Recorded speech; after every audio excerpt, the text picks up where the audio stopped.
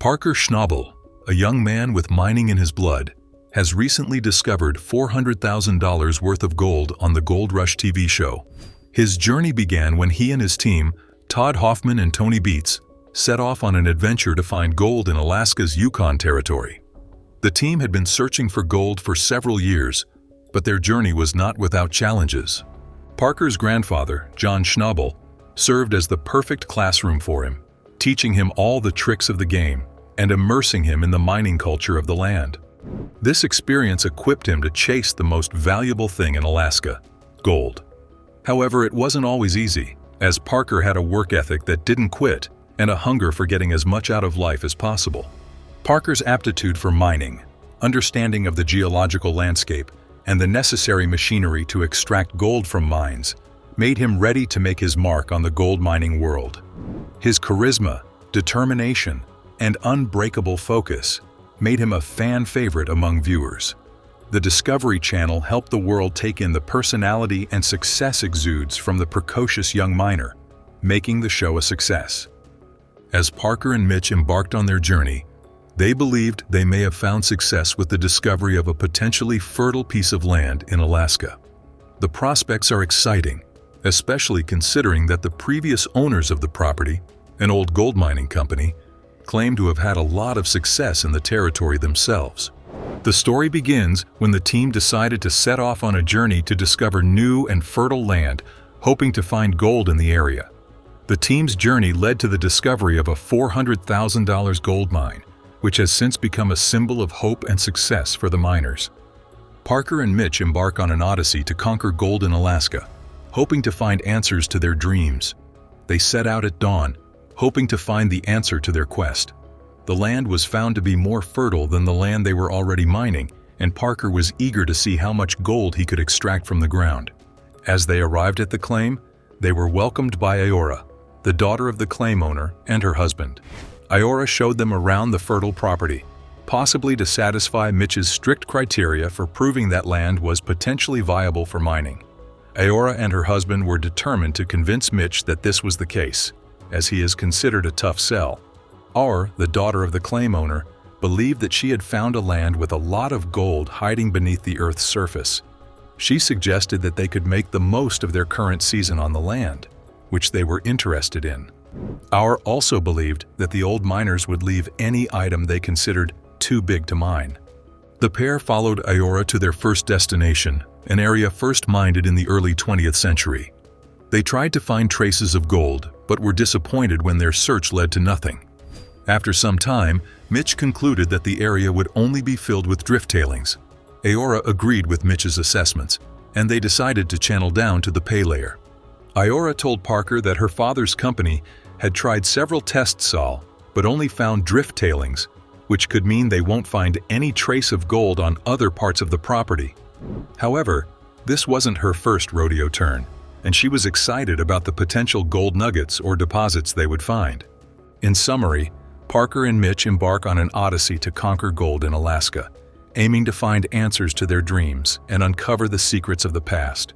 Their journey is marked by challenges, discoveries, and the importance of understanding the history and practices of gold mining. Parker and Mitch, two friends, find themselves in a similar situation and are used to not finding gold pannings in certain places. They are curious about the history of the place they were at, which turns out to be a flop later on. Parker assumes that there is gold in the area, and it is likely brought up by shafts installed by previous miners.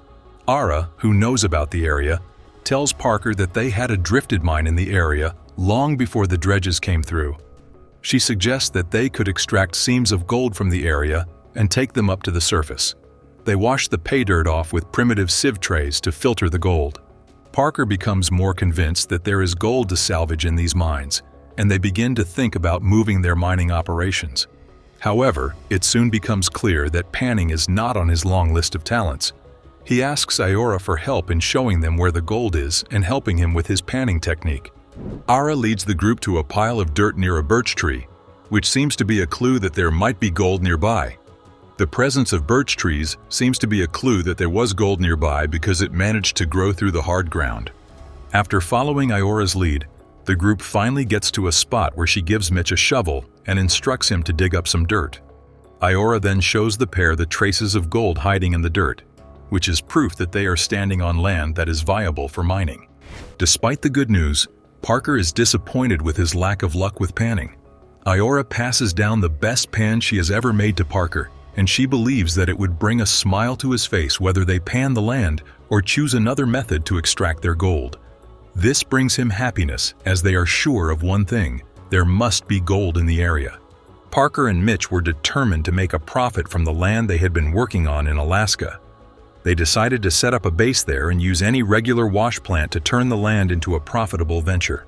Parker was eager to take advantage of the situation and devise plans to make the most of the place, believing that the best approach would be to sloot the land instead of stripping it. Tyler Lee had been in charge of the Indian claims while Parker and Mitch were gone, so he was in his best interest to ensure everything went according to plan while they were away. The crew completed the task of moving overloaded gravel and continued with other operations in the Yukon for an entire week. Parker and Mitch returned to a welcoming crew who told them about their experience in Alaska. Parker revealed that the massive land covered about 50,000 yards and that there was quite a bit of drifttailing on the property. He also stressed the importance of showing Dawn how serious they were about mining in Alaska by moving dirt to pay royalties they owed him.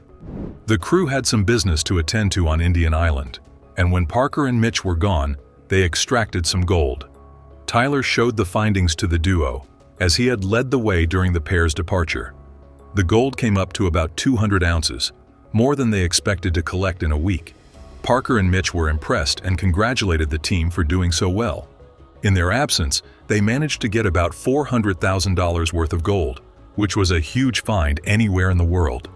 This experience may add more skills to Tyler Lee's mining career, as they can trust things to run smoothly in their absence. Parker, a third-generation miner in the mining industry, has been involved in his family's company since he was 16. He sought loans to fund his operations, leading to the discovery of an impressive 960 g of gold during his first season of Gold Rush. By the age of 24, he had mined gold worth about $13 million. Parker reinvested a significant portion of his earnings in more mining equipment to stay ahead of the game. Despite making a lot of money, Parker still had to make payments to organizations like the government or other authorities. They needed permission from the land they were mining on, which was granted through royalty fees. These fees were paid to the local state or federal government for the amount of minerals found and extracted on their land. A net royalty was better for business, as it allowed them to avoid paying a royalty on value added to the minerals. Alaska mining operations pay an additional 3% net profit royalty, making them significant taxpayers in Alaska. The team's hard work has led to the extraction of $400,000 worth of gold, showcasing the potential for exciting times ahead in the world of gold. As Parker Schnabel recently discovered $400,000 worth of gold on Gold Rush, the story of the mining industry in Alaska serves as a reminder of the importance of hard work and perseverance in the pursuit of gold.